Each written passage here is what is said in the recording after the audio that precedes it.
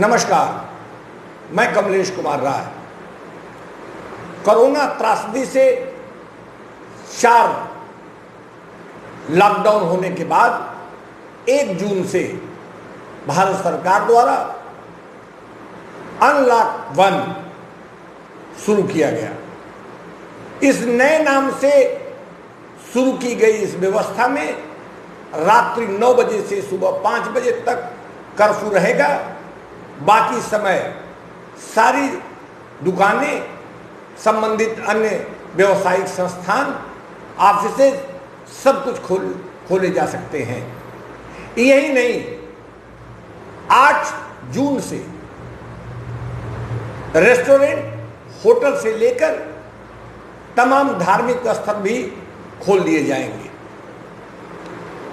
पिछली 25 मार्च को जब लॉकडाउन की घोषणा की गई, 4 घंटे की नोटिस में लॉकडाउन की गई इस घोषणा में यह कहा गया कि लॉकडाउन करना देश हित में है।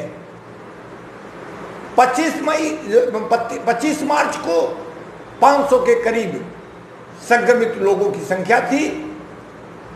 वहीं आज 1 जून को लगभग 2 लाख के करीब संक्रमित लोगों की संख्या पहुंच रही है। और आज की तारीख में हम संक्रमित लोगों की क्या संख्या है, इस पर चर्चा भी करना मुनासिब नहीं मानते। जबकि 25 मार्च को जब इस लॉकडाउन की घोषणा की गई तो सरकार ने अपनी पीठ थपथपाई कि हम अमेरिका, फ्रांस, इटली, स्पेन से अलग हमने दूरदर्शिता का काम करते हुए इस लॉकडाउन को तत्काल प्रभाव से लागू कराया। जबकि देश के तमाम कोनों में तमाम मजदूर अलग थलग पड़ गए, भूखमरी के शिकार हुए, तमाम परेशानियों से गुजरे। लेकिन बावजूद इसके, चूंकि देश को बचाना था और इस मुहिम के साथ कभी केंद्र सरकार द्वारा नारा दिया गया कि जान है तो जहान है, जान भी जहान भी, आत्मनिर्भर भारत, इस प्रकार की तमाम नाराओं से हमने अपने भक्तों को प्रभावित करने का प्रयास किया। आज 1 जून से सरकार द्वारा अर्थव्यवस्था का सहारा लेकर कोरोना को नजरअंदाज करते हुए, कोरोना से जीने के साथ रहकर जीने की आदत की बात करते हुए हमने सरकार द्वारा लॉकडाउन पूरी तौर पर खोल दिया गया। सवाल उठता है कि आखिर वह कौन सी ऐसी परिस्थिति है जिसके चलते जब 25 मार्च को हमने एकाएक लॉकडाउन किया और आज 1 जून को हम सरकार द्वारा एक तरफा सारी संस्थाओं को, सारे धार्मिक संस्थाओं को, सारे रेस्टोरेंट, होटलों को, ट्रेन को, घरेलू उड़ानों को चलाने का निर्णय ले लिया। आखिर क्या इससे संक्रमित लोगों की संख्या नहीं बढ़ेगी? इस पर कोई फर्क नहीं पड़ेगा। लेकिन सरकार के लिए कहने के लिए बहुत कुछ होता है। जो सरकार पहले संक्रमित लोगों की संख्या पर काबू करने की बात पर गौरवान्वित महसूस करती थी, वही सरकार आज लॉकडाउन खोलने के बाद यह कहने से गुरेज नहीं रखती कि इस देश में पॉपुलेशन का 1% से कम लोग संक्रमित हैं, जबकि अमेरिका से लेकर अन्य देशों में संक्रमित लोगों की संख्या उनके पॉपुलेशन से 1% के करीब या 1% से ज्यादा है। कुल मिलाकर चित भी अपना, पट भी अपना, इसी राह पर केंद्र सरकार और तमाम प्रदेश की सरकारें काम कर रही हैं। सवाल उठता है कि इस गंभीर संक्रमण को हम इस प्रकार से नजरअंदाज कर केवल अर्थव्यवस्था के नाम पर पूरी तौर पर क्या हम इसे नजरअंदाज करना हमारा उचित है, या आखिर इसके पीछे केंद्र सरकार की कोई और मंशा है? यह एक गंभीर सवाल है, क्योंकि वर्तमान समय में लगभग रोजाना 7 से 8 हजार से ज्यादा लोग संक्रमित हो रहे हैं, तमाम लोग मर रहे हैं। अभी आज ही की तारीख में एक होनहार 42 वर्षीय संगीतकार वाजिद खान की मृत्यु हो गई इसी कोरोना बीमारी के चलते।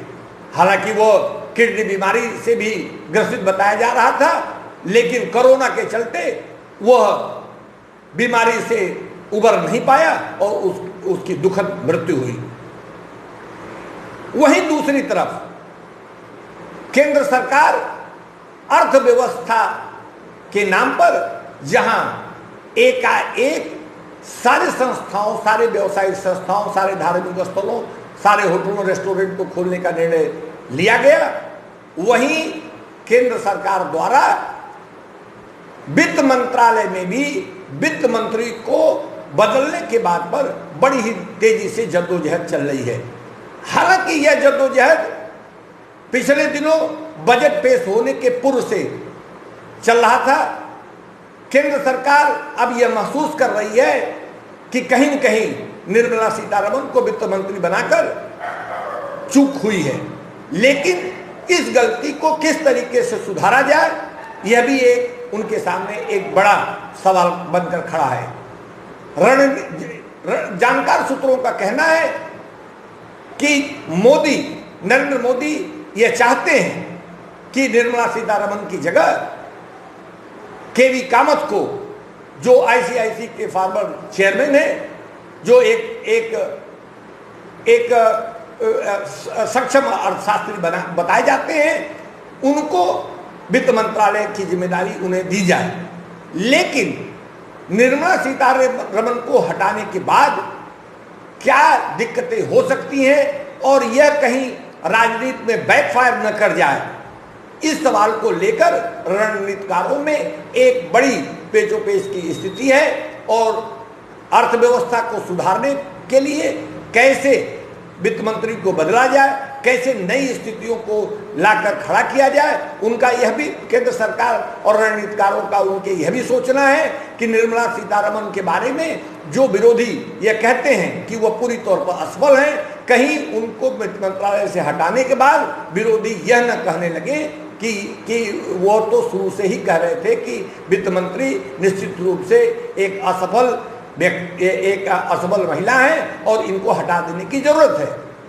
तो केंद्र सरकार इस पेशोपेश में पिछले लंबे समय से पड़ी हुई है कि वह निर्मला सीतारमण को रिप्लेस कैसे कर पाए और किस ढंग से एक अच्छे व्यक्ति को, जिसमें केवी कामत का नाम सबसे ऊपर है, उनको वित्त मंत्रालय की जिम्मेदारी दी जाए।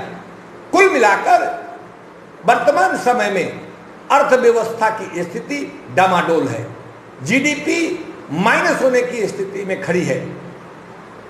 अर्थव्यवस्था की इस डामाडोल स्थिति से सरकार चिंतित है, उसके सामने तमाम गंभीर समस्याएं खड़ी हैं। कोरोना त्रासदी एक तरफ है और दूसरी तरफ इस अर्थव्यवस्था की एक दूसरी त्रासदी है जिससे भी देश को निपटना आवश्यक है। कुल मिलाकर देश की हालत अच्छी नहीं कही जा सकती है। नरेंद्र मोदी के नेतृत्व में उनकी दूरदर्शिता के बखान करने वाले उनके भक्त इस बात के लिए चिंतित हैं कि कहीं ऐसी स्थिति न खड़ी हो जाए कि अर्थव्यवस्था जो हम बहुत ऊपर जाने का सपना देख रहे थे वह धूल धूसरित हो जाए और कहीं प्रधानमंत्री की छवि खराब न होने लगे।